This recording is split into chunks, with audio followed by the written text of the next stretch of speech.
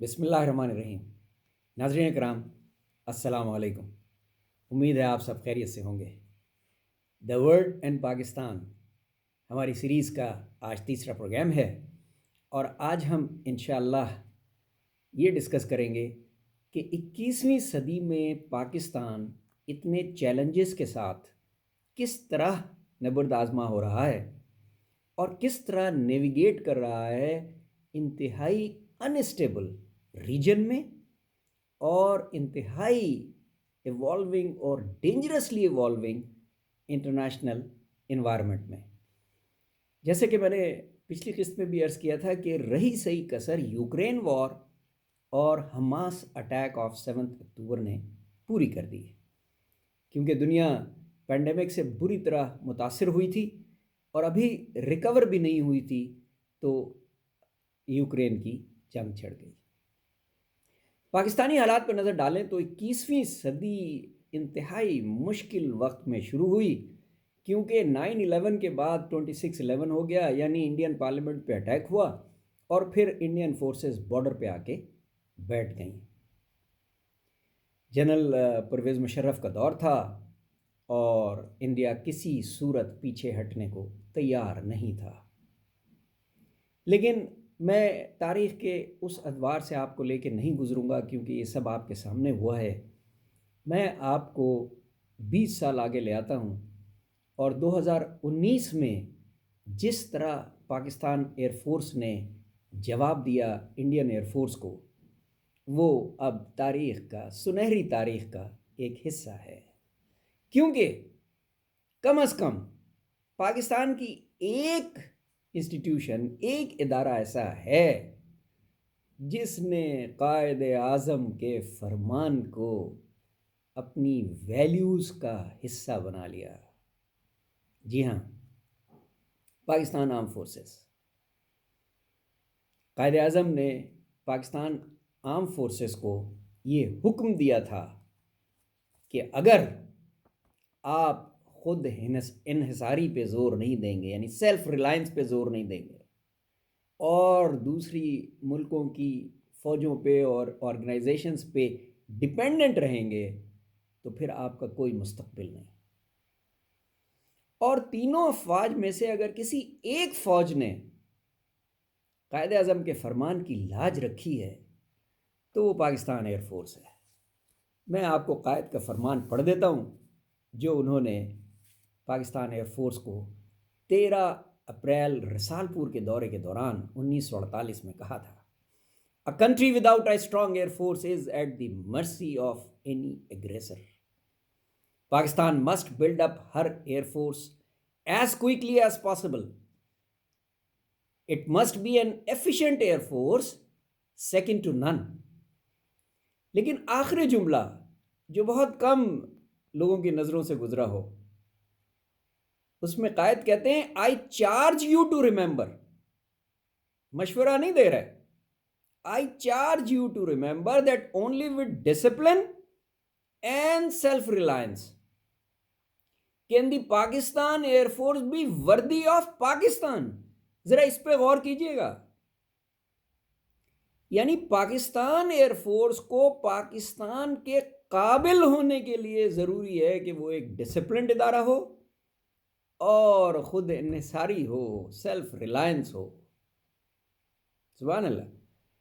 اور قائد کے اس فرمان کو پاک فضائیہ نے اصغر خان اور نور خان سے لے کے ظہیر احمد بابر تک اس طرح امبریس کیا ہے اپنے اندر کہ آج بھارت اگر آپ سے دور رہتا ہے تو یقین کیجئے یہ پاکستان ایئر فورس کی وجہ سے ہے۔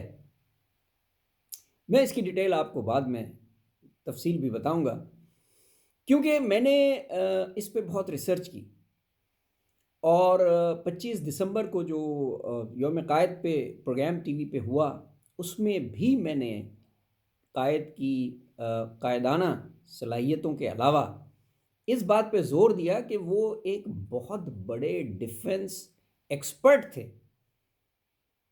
کیونکہ آپ دیکھیے 1948 میں انہوں نے یہ بات کی ہے، اور اس وقت ایئر فورس، دنیا کی جتنی بھی ایئر فورسز تھیں وہ بڑی تگ و دو کے بعد ورلڈ وار 2 سے فارغ ہوئی تھیں، اور اس وقت قائد نے یہ بھانپ لیا تھا کہ پاکستان جس خطے میں ہے اور جس مشکل سے اس کو آزادی ملی ہے، اگر اس کی ایئر فورس انتہائی شاندار نہ ہوئی تو اس کے لیے سروائیو کرنا مشکل ہوگا۔ تینوں آرم فورسز کو انہوں نے پیغام دیا تھا، فردن آرمی میں، نیوی میں، ایئر فورس میں جا کے۔ میں آرمی نیوی پہ بھی انشاءاللہ پروگرام کروں گا، لیکن آج ایئر فورس کے لیے پروگرام کرنا اس لیے ضروری ہے کہ قائد کے اس فرمان میں انہوں نے کہا تھا ایئر فورس کو اس قابل بننے کے لیے کہ یہ پاکستان کی ایئر فورس ہے، ڈسپلنڈ اور سیلف ریلائنٹ ہونا پڑے گا۔